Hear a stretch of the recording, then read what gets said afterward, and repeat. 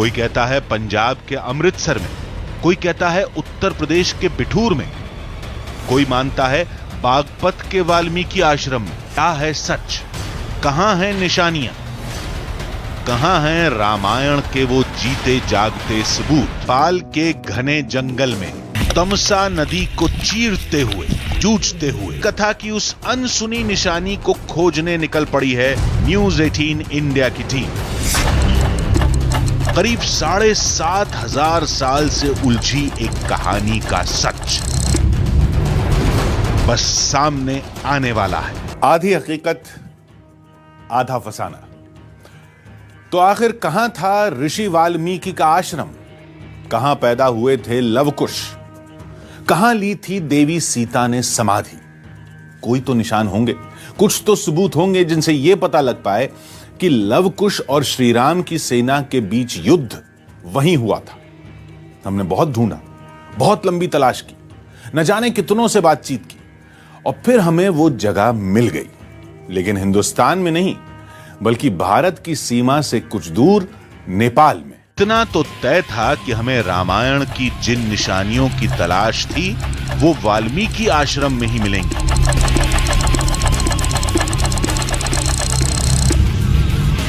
और रामायण काल के असली वाल्मीकि आश्रम को तलाशना ही सबसे मुश्किल काम था।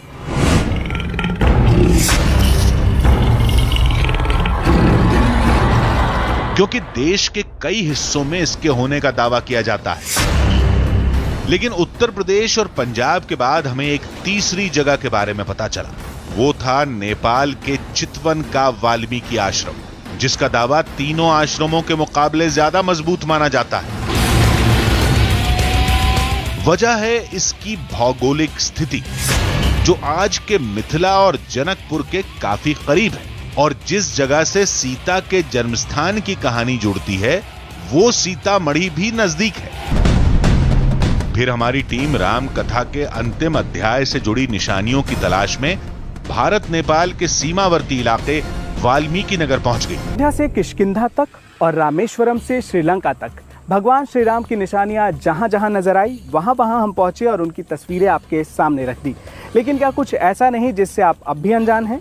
नमस्कार, मेरा नाम जितेश है और आज हम मौजूद हैं भारत नेपाल की सीमा पर वाल्मीकि नगर में। और हमारी मंजिल है सीमा के उस पार नेपाल के वाल्मीकि आश्रम में, जिसके बारे में आपने बहुत कुछ सुना होगा, कई जगह पढ़ा होगा, लेकिन उसकी तस्वीरें नहीं देखी होगी। बिहार के वाल्मीकि नगर से नेपाल के वाल्मीकि आश्रम जाने के लिए अब इस टाइगर रिजर्व एरिया को पार करना था। इस वक्त हम जिस जगह पर मौजूद है वो जगह कितनी एक्साइटिंग है ये हमें बताने की ज़रूरत नहीं है। हम वाल्मीकि टाइगर रिजर्व के एक दरवाजे के बाहर खड़े हैं। ये पूरा इलाका ऐसे टाइगर रिजर्व का ही है। इस दरवाजे के अंदर से अब हमें वाल्मीकि आश्रम की तरफ जाना है, जो यहाँ से करीब 5 से 7 किलोमीटर की दूरी पर भारतीय सीमा समाप्त हो जाएगी। वहाँ पे तमसा नदी का किनारा मिलेगा और दूसरी तरफ नेपाल आएगा। 900 स्क्वायर किलोमीटर में फैले इस टाइगर रिजर्व एरिया में बाघ के साथ दूसरे कई जंगली जानवर हैं, लेकिन सबसे ज्यादा खतरा रहता है बाघ से, जो कभी भी जंगल से निकलकर सामने खड़े हो सकते हैं। जब भी आप किसी जंगल सफारी पर निकलते हैं तो आपका क्या मकसद होता है? जाहिर है यही कि यदि आप किसी टाइगर रिजर्व में हैं तो किसी टाइगर को स्पॉट कर ले, जंगली जानवरों को स्पॉट करे, जो वाइल्ड लाइफ है उसको देख ले। लेकिन फिलहाल हमारी जो मंजिल है यानी वाल्मीकि आश्रम की तरफ हम जब जा रहे हैं तो हम ये चाहते हैं कि हम इस टाइगर रिजर्व में कोई टाइगर ना देखें, क्योंकि इसका मतलब ये होगा कि जंगल के अंदर टाइगर्स हैं और जो रास्ता हमारा है वाल्मीकि आश्रम का वो कम खतरनाक है, वो लगभग सुरक्षित होगा। आधा रास्ता गुजर जाने तक कोई जंगली जानवर नहीं दिखा तो हमने राहत की सांस ली, लेकिन खतरा अभी टला नहीं था। वाल्मीकि आश्रम पहुंचने के हमारे पूरे सफर का एक पड़ाव पूरा हो चुका है। अब दूसरा पड़ाव शुरू होने जा रहा है, जो हमें पैदल ही तय करना है। पूरे रास्ते तक जो भारत और नेपाल की सीमा है वहां पे हम जाएंगे और फिर नदी को पार करके दूसरी तरफ नेपाल में वाल्मीकि आश्रम की तरफ चलेंगे। टाइगर रिजर्व में पैदल चलना बहुत खतरनाक होता है। किसी भी वक्त बाघ के खूनी पंजे शरीर को लहूलुहान कर सकते हैं, लेकिन वाल्मीकि आश्रम जाने के लिए पैदल चलने के अलावा कोई चारा नहीं था। इस वक्त जंगल के जिस इलाके में हम पहुंच गए हैं वहां से आगे का रास्ता ही नहीं पता चल पा रहा है और ये सबसे बड़ी परेशानी है।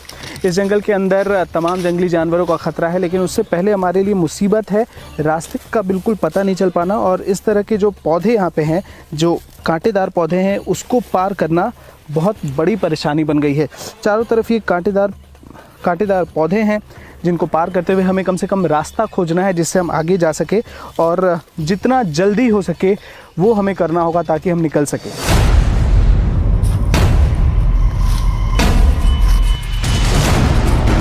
तमसा नदी का किनारा देखकर हमने राहत की सांस ली। मतलब त्रेता युग का वो अद्भुत साक्ष्य बेहद करीब था।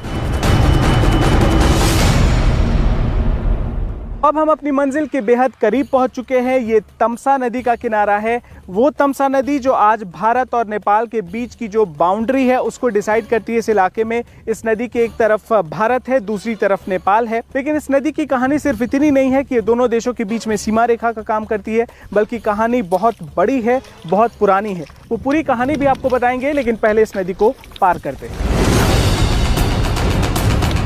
बताया जाता है कि रामायण के लिखे जाने की कहानी इसी पौराणिक नदी से जुड़ी है। कहानी कुछ ऐसी है कि एक बार महर्षि वाल्मीकि तमसा नदी किनारे पूजा कर रहे थे। तभी एक शिकारी ने उनके सामने ही एक सारस को मार डाला। सारस की मौत से दुखी होकर महर्षि ने उस शिकारी को श्राप दे दिया। उस श्लोक से ही महर्षि वाल्मीकि को रामायण लिखने की प्रेरणा मिली थी। वाल्मीकि नगर के घने जंगल को भी हमने पार कर लिया और तमसा नदी के किनारे को भी पार करके अब हम अपने देश की सीमा से बाहर नेपाल आ चुके हैं। हिंदुस्तान दूसरी तरफ है नदी के और यहाँ से नेपाल शुरू हो चुका है। वाल्मीकि आश्रम के बिल्कुल करीब हम पहुंच चुके हैं, जिसके लिए हमने इतने देर से अपना सफर शुरू किया हुआ था। यहाँ पर संस्कृति दोनों देशों की बिल्कुल सेम है। रामायण की कथा की शुरुआत ठीक इसी जगह से हुई थी। अब इसके बाद भाषा बदल जाएगी, दूसरी तरफ हिंदी बोली जाती है, यहाँ पर नेपाली बोली जाएगी। लिपि बिल्कुल सेम है, लेकिन यहाँ पे भाषा बदल जाएगी और उसके बाद हमारा सफर और ज्यादा रोमांचक होगा। दावे के मुताबिक इस जगह की कहानी रामायण के उस वक्त से जुड़ती है। कहते हैं यही वो वाल्मीकि आश्रम है जहां त्रेता युग में सीता रहा करती थी, जहां लवकुश का जन्म हुआ था और जहां सीता पाताल में समा गई थी। लेकिन हम इस बात को कैसे मान लें कि ये वही जगह है? तो लोगों ने बताया कि वाल्मीकि आश्रम की भौगोलिक स्थिति को लेकर रामायण में जैसा जिक्र किया गया है, यह आश्रम ठीक उसी जगह पर है। आप अध्ययन भी करके देख सकते हैं कि रामचरितमानस के लौकुश कांड में ही वर्णन है कि भगवान राम ने, पुरुषोत्तम राम ने सीता को घर से जब निष्कासित किया तो उन्होंने लक्ष्मण को आदेश दिया है कि तुम यहाँ से उत्तर दिशा में और उत्तराखंड में इसे ले करके वही जंगल में छोड़ दो। और उसमें एक चीज वर्णन है कि वह कुछ कोस की दूरी पर, जोजन शब्द आया उसमें, कुछ जोजन की दूरी पर जनकपुर से कुछ जोजन की दूरी पर ही सीता को छोड़ा गया। तो अयोध्या से उत्तर का अर्थ है कि ठीक यही दिशा जहाँ हम बैठे हैं, जनकपुर के करीब यही जगह जहां हम बैठे हैं। लोगों ने कहा कि इतने से भी बात नहीं बने तो रामायण पढ़ लीजिए, जिसमें जिन 3 नदियों के संगम के पास वाल्मीकि आश्रम के होने की बात लिखी गई है वो भी यही है। एक सबसे अहम प्रमाण मिला कि उसमें शब्द नारायणी है, जो गंडक नदी के लिए जो शब्द प्रयोग किया गया है वो नदी यही है। और खास करके उसमें एक चीज है, 3 नदियों के संगम से, सोन गंगा, श्वेत गंगा, सोन गंगा और काली भद्र, ये तीनों के संगम प्लेस के पास ही वाल्मीकि रहते थे। जो आपके बगल से सोनभद्र बह रहा है, आगे में आपको काली गंगा मिलेगी और उसके बाद श्वेत भद्र। तो श्वेत भद्र, काली गंगा और सोनभद्र, ये तीनों नदियों के संगम पर ही तो रहते थे वाल्मीकि। तो ऐसा और कौन सा संगम है? ऐसा कोई किसी नदी का नाम बता दीजिए जिसमें 3 नदियां मिली हों। लेकिन इन सारे तर्कों से परे हैं वो निशानियां जिनका जुड़ाव रामायण से बताया जाता है, जो आश्रम के हर कोने में देखने को मिल जाती हैं। यहाँ आप अभी भी देख सकते हैं, ये सीता माता पाताल प्रवेश स्थल, जहाँ 88,000 ऋषियों ने तपस्या की थी, जहाँ लव कुश ने घोड़े को बांधा था। ये अमृत कुआं है, जहाँ ये सीता माता बैठकर कंद मूल फल फूल खाया करती थी। और रामचरितमानस जो वाल्मीकि रामायण की रचना हुई, जो उन्होंने तपस्या की, तो यह इनकी साधना भूमि है। सीता जी इस वाल्मीकि आश्रम में एक सामान्य महिला की तरह रहती थी, जिनसे जुड़ी कई चीजें आज भी देखने को मिल जाती हैं। जैसे ये विशाल सिलबट्टा, दावे के मुताबिक त्रेता युग में सीता इसका इस्तेमाल करती थी। कहा जाता है कि अभी का मानव लोग बहुत छोटे होते हैं, लेकिन वास्तव में है उस समय में त्रेता युग में 7 हाथ के इंसान होते थे। तो उसी तरह से ये सिलवट और लोहरी का ढांचा भी बड़ा है, और इसमें सीता माता ने इस सिलवट लोहरी पर अपना जड़ी बूटी मसाला, जो भोजन के परिकार थे, वो सीता माता यहीं पर पीसती थी। आप लोग इसको मानते हैं कि त्रेता युग से उतने वक्त से ये मौजूद रहा हो? जी हाँ, किंवदंती और वेद पुराण के हिसाब से देखा जाए तो उसी समय का माना गया है। इस आश्रम का हर कोना रामायण के अंतिम अध्याय से जुड़ा बताया जाता है। अब इसको लेकर कहा जाता है कि सीता जी यहां अपना घड़ा रखा करती थी। ये कौन सी जगह है पुजारी जी? ये सीता माता को गागरो रखने ठाव। इसका मतलब ये होता है कि सीता माता जो तामसा नदी से जल भर के लाती थी, तो उस जल को यहाँ पर रखा जाता था घड़ा में। अच्छा, तो ये जो निशान बने हुए हैं जी, ये जो निशान है, आप कह रहे हैं कि घड़ा रखने के निशान जी, उस वक्त घड़ा रखा जी, घड़ा रखा जाता था। उस वक्त सोने की, तांबे की, पीतल की घड़ा होती थी। तो ये घड़ा इस पत्थर के ऊपर रखने से घिस गया है, तो इस वजह से इसमें निशान कुछ रह गए हैं। यहां आने वाले आम लोगों के दिमाग में इस जगह की पौराणिकता को लेकर कोई सवाल नहीं होता। यहां की हर निशानी में लोगों को राम और सीता का अक्स दिखता है। चितौन राष्ट्रीय निकुंज है, जहां पर वाल्मीकि ने यहाँ बैठकर रामायण का रचना किया था, और यहाँ सीता जी को यही आश्रम था, यहीं बैठ के उनने लव कुश का जन्म दिया। और यहाँ पर निशान है जो राम का अश्वमेध यज्ञ में जो छोड़ा हुआ घोड़ा है, वो बांधे वाला जगह है। सीता जी के पाताल प्रवेश करके स्थान है, जो अभी भी है यहाँ। हम पौराणिक कथाओं के उलझे तारों को सुलझाने में जुट गए। जब हमने इस सिलसिले में धाम के पुजारी से बात की, तो इनसे एक अलग ही बात सुनने को मिली। हवन कुंड में कभी कभी आग अपने आप प्रज्वलित होता, अपने जलता है। दूर से देखने पर लगता है कोई इंसान मानवीय कद में बैठकर वो आग जो है वो हवन कर रहा है या सेक रहा है, वह अग्नि का उपभोग कर रहा है। वो देखने के लिए दृश्य प्रत्यक्ष बहुत लोगों ने देखा है। आपको भी तो? बिल्कुल बिल्कुल, कितने बार देखा। कभी कभी सीता जी माता जी का एक ऐसा आभास होता है, जैसे इस मंदिर में कभी देर भी हो जाता है पूजा के लिए होता है, तो दरवाज़ा खोल के जब हम यहाँ पहुँचते हैं तो ये मूर्ति से मालूम पड़ता है कोई निकला है। अब इस रहस्य को सुलझाने के साथ हमें वो जगह देखनी थी जहां लव कुश का जन्म हुआ था।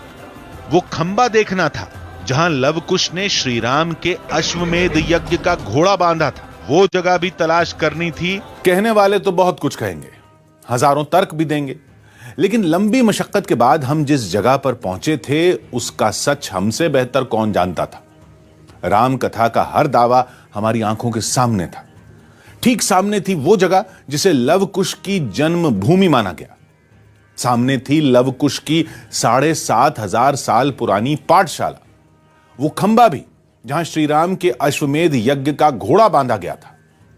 इन्हें तो खारिज भी कर देते, लेकिन उस निशानी को कैसे झुटलाते जो देवी सीता की समाधि की आज भी गवाह है। लव कुश की जन्मभूमि की तलाश में हमारी टीम नेपाल में चितवन के घने जंगल में पहुंच चुकी थी। दावा है कि इस जगह पर रामायण के अंतिम अध्याय से जुड़ी कई असली निशानियां हैं। असली का मतलब यह है कि लोगों के मुताबिक यहां के ज्यादातर साक्ष्य खुदाई में निकले हैं। वो बड़े प्राचीनतम कोई बना बनाया चीज़ नहीं है। और जो कुछ अवशेष पाए गए हैं, हम पहले आते थे तो यहाँ पर वैसे खनन नहीं हुआ था, लेकिन बाद में उसका खनन करके, खोद करके, निकाल करके उन शिलाखंडों को पाया गया तो बहुत प्राचीन शिलाखंड मिले। उनके आधार पर ही इसको माना गया कि यही वाल्मीकि आश्रम है। इस पर नेपाल के पुरातत्व विभाग की मोहर लगी है या नहीं ये तो पता नहीं चल पाया, लेकिन इस जगह में भारतीयों के साथ नेपाल वासियों की भी गहरी आस्था है। इस वाल्मीकि आश्रम की कुछ निशानियां श्री राम पुत्र लवकुश से भी जुड़ी हैं। रामायण में लिखा है कि वाल्मीकि आश्रम में ही लव और कुश का जन्म हुआ था। दावे के मुताबिक त्रेता काल की यही वो जगह है जहां लव कुश ने जन्म लिया था। इस जमाने में यहाँ झोपड़ी थी। आज इस जगह को उन शिलाओं से घेर दिया गया है जो खुदाई में यहाँ से निकली थी। वाल्मीकि आश्रम में मौजूद है ये लव कुश का जन्म स्थान, यानी रामायण में भगवान श्री राम के बाद उनकी आगे की जो पीढ़ी शुरू हो रही है लव कुश से, उसका जन्म स्थान इस जगह पर है वाल्मीकि आश्रम में।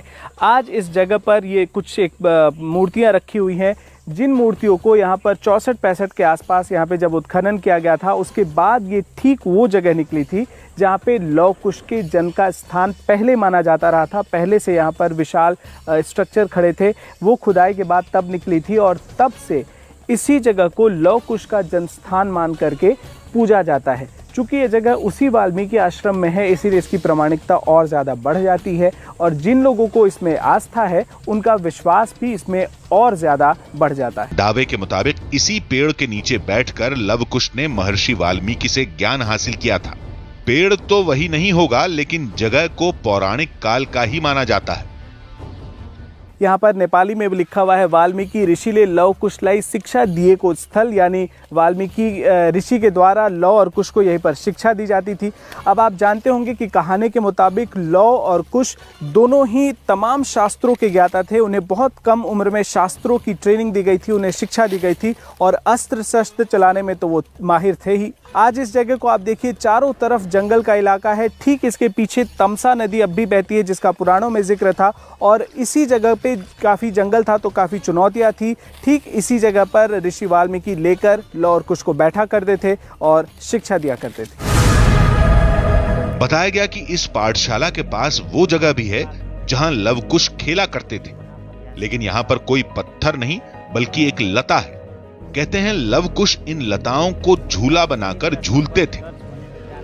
ये झुलुआ इसीलिए कहा गया है कि लोग उसका यहाँ पर जो लोग कुछ यहाँ पर पढ़ते थे, लिखते थे, तो अपने थोड़ा सा टिफिन टाइम में खेलने लगते थे लत्तियों पर। अब उस समय में तो लोहा लकड़ का झुलुआ नहीं था, तभी भी इसी लत्तियों को लेकर वो लोग झुलुआ बनाकर अपना मनोरंजन करते थे। तो लेकिन कई लोग ये कहेंगे कि ये कैसे हो सकता है, कितने साल से झूला यहाँ पर मौजूद हो, कैसे? जी नहीं, जैसे कि ये लव कुश का जो पाठशाला यहाँ पर अवस्थित है, सामने ही आप देख सकते हैं कि इस तरह के लत्तियाँ दूसरे जगह में नहीं पाए जाएंगे आपको। अच्छा, पूरे नेपाल में और आसपास के इलाके में कहीं नहीं मिलता है यहाँ पे। अच्छा, और इसीलिए ये माना जाता है कि यही वो जगह है उन लोगों का। जी, इस जगह के चप्पे चप्पे पर कहानी सीता की है, वीरता की गाथा लव कुश की, लेकिन केंद्र में हर जगह पर महर्षि वाल्मीकि है, जिन्होंने इस जगह पर रामायण लिखी और इसी जगह समाधि भी ले ली। मेरे ठीक पीछे है वाल्मीकि योग मंदिर, यानी वो जगह जहां पर महर्षि वाल्मीकि ने लंबे समय तक इस दुनिया में, लंबे समय तक इस पृथ्वी पर रहने के बाद समाधि ले ली थी। आज भी इस जगह पर यानी वाल्मीकि आश्रम में उनके तमाम निशान, उनके तमाम सबूत मौजूद हैं और साथ ही मौजूद है वो जगह जिसे वाल्मीकि योग मंदिर कहा जाता है। निशानियों की तलाश करते करते हमने जंगल की अनदेखी कर दी। नतीजा ये हुआ कि हम रास्ता भटक गए।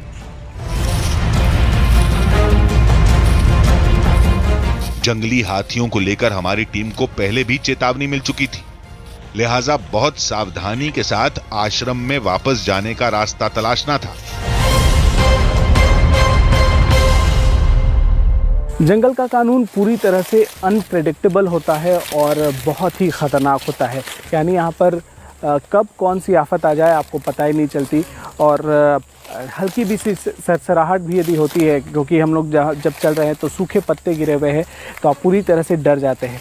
और वो भी तब जबकि आप वाल्मीकि टाइगर रिजर्व के बिल्कुल करीब हैं। भारत और नेपाल दोनों तरफ टाइगर रिजर्व है। हाल ही में यहाँ पर हमारी टीम इसलिए नहीं पहुँच पाई थी क्योंकि हाथियों का झुंड जंगल में आ गया था, जिसके बाद हमें शूटिंग रोकनी पड़ी थी। किसी तरह से हमने जंगल की इस भूल भुलैया को पार किया और आश्रम में उस जगह पहुंच गए जहां की कथा श्री राम के अश्वमेध यज्ञ से जुड़ती है। पुजारी जी, क्या ये वही जगह है जिसके बारे में कहा जाता है कि यहाँ घोड़े को बांधा गया था? जी हाँ, ये वही खंबा है और अच्छा। वही स्थल है ये। अच्छा, जो ये लव और कुश ने यहाँ पर घोड़ा बांधे हुए थे।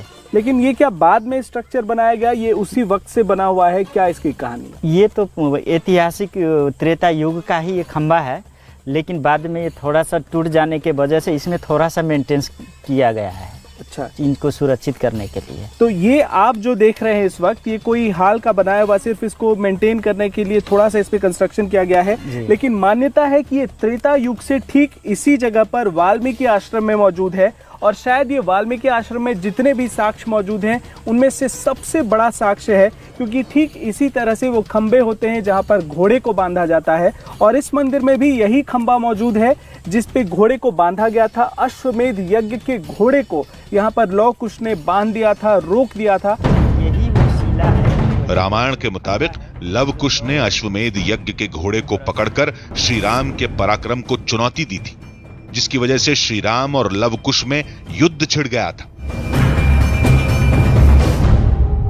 अश्वमेध यज्ञ का घोड़ा जो चेतावनी के रूप में, उनको ललकार का रूप में जो उस घोड़ा में लिखा हुआ था, जो इन हमसे भी बड़ा वीर कौन है इस संसार में, इसीलिए उस घोड़े को छोड़े थे तो लोग उसने यहाँ पर बांधे थे। तो श्री राम जी ने जान गए कि हमसे भी कोई बड़ा वीर है, तो उनसे मुलाकात करना जरूरी है, तो इसीलिए राम जी यहाँ पर आए थे। और इसी के बाद लव कुश के साथ में लड़ाई हुआ।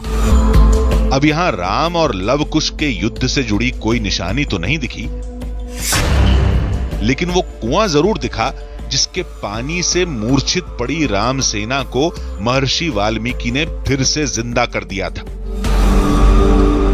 लव कुश ने अश्वमेध यज्ञ का घोड़ा रोका तो उसके बाद अयोध्या की सेना यहाँ पर आ गई और उसके बाद लव कुश से उनका युद्ध हुआ तो जाहिर सी बात है कि उसमें हानि भी हुई होगी, उसमें क्षति भी हुई होगी और काफ़ी बड़ी संख्या में अयोध्या से जो सेना आई थी उसके जवान मूर्छित होकर वाल्मीकि आश्रम के आसपास गिर गए थे। कथा के मुताबिक ये वो जगह है जहाँ से अमृत कुएं से जल लेकर वाल्मीकि ने उन तमाम सैनिकों के ऊपर छिड़काव किया उसका, जिसके बाद जो मूर्छित सेना थी उसमें एक बार फिर से जान आ गई। आज भी मान्यता है कि इस कुएं के अंदर जो जल हुआ करता था, अब तो ये सूख चुका है, अब यहाँ पे इसके निशान मौजूद हैं, वो अमृत के बराबर हुआ करता था, वो काफ़ी पवित्र हुआ करता था और उसमें ऐसी ताकत थी जो मुर्दे में भी जान डाल देती थी। हमें आश्रम में महाबली हनुमान की एक मूर्ति दिखी। महाबली हनुमान की भुजा में न गदा थी न ही संजीवनी पर्वत। अब इस धाम में महाबली की ऐसी मूरत क्यों है? पूछने पर पता चला कि इस प्रतिमा की कहानी सीता के पाताल प्रवेश से जुड़ती है। आत्मनिवेदन, घुटना टेक कर शरणागति और समर्पित हुई मुद्रा में कहीं भी विश्व में मूर्ति नहीं है। विश्व प्रख्यात मूर्ति वो बाहर में है। माता जी धरती में जाने लगी तो उन्होंने नम्र निवेदन, आत्मीय निवेदन किया था, माँ मत जाओ, अगर जाना है तो मुझे साथ ले जाओ। माता जी कहीं नहीं। राम कथा के मुताबिक वाल्मीकि आश्रम में श्री राम से मिलने के बाद सीता ने अयोध्या वापस जाने से मना कर दिया था और धरती में समा गई थी। दावे के मुताबिक सीता जी के लिए त्रेता काल में धरती यहीं फटी थी। हकीकत जिसे कहते हैं सच्चा सत्य तो यही है, यही स्थल है। सीता जी यहीं समाहित हुई थी। उन्होंने जब ये मंदिर का निर्माण करने लगे तो इसकी बहुत गहराई है, इतनी दीवाली इतना ही गहराई पर था, तब तक वहाँ तक दरार मिले। वो दरार अभी भी है, तो हम लोगों ने उनको गोबर और मिट्टी से लीप कर इसको समतल बना दिया गया है। हमने पाताल प्रवेश स्थल को गौर से देखा। यहाँ गड्ढा जरूर था, लेकिन अंदर जमीन पूरी तरह समतल थी। ये वही जगह है जहां पर लंबे समय तक बिल्कुल पाताल जाने का एक रास्ता दिखाई पड़ता था और आज भी उसके निशान इस जगह पर मौजूद हैं। ये पत्थर जो आपको अंदर दिखाई पड़ रहा होगा, उसी के पास से वो रास्ता दिखाई पड़ता था, वो सुराख दिखता था, लंबे समय तक दिखाई देता रहा, जहां से मान्यता है कि सीता ने पाताल में प्रवेश किया था। कई पुराने लोग जो हमें मंदिर में मिले, उन्होंने बताया कि उन्होंने खुद अपनी आंखों से वो सारे दृश्य को देखा था, जो पाताल का रास्ता दिखाई पड़ता था। लेकिन इसके बाद इसके ऊपर कुछ लेप लगा दिए गए और हाल में ये कंस्ट्रक्शन किया गया है जिसे पाताल प्रवेश स्थल कहा जाता है। और जितने भी लोग आते हैं उनकी काफ़ी मान्यता है इस जगह में, और यही माना जाता है कि ठीक इसी जगह से सीता ने वसुंधरा के पास यानी पाताल में प्रवेश किया था। दावे के मुताबिक इस वाल्मीकि आश्रम का एक एक कण रामायण से जुड़ा है और इस जगह से लोगों की गहरी आस्था भी जुड़ी है। हालांकि कुछ तर्कशास्त्री और जानकार इसे किस्से कहानी बताते हैं। अगर ऐसी बात है तो ये निशानियां हूबहू वैसी ही क्यों हैं जैसी वाल्मीकि रामायण में लिखी हैं? और इस आश्रम की भौगोलिक स्थिति बिल्कुल रामायण की कहानी से मेल कैसे खाती है?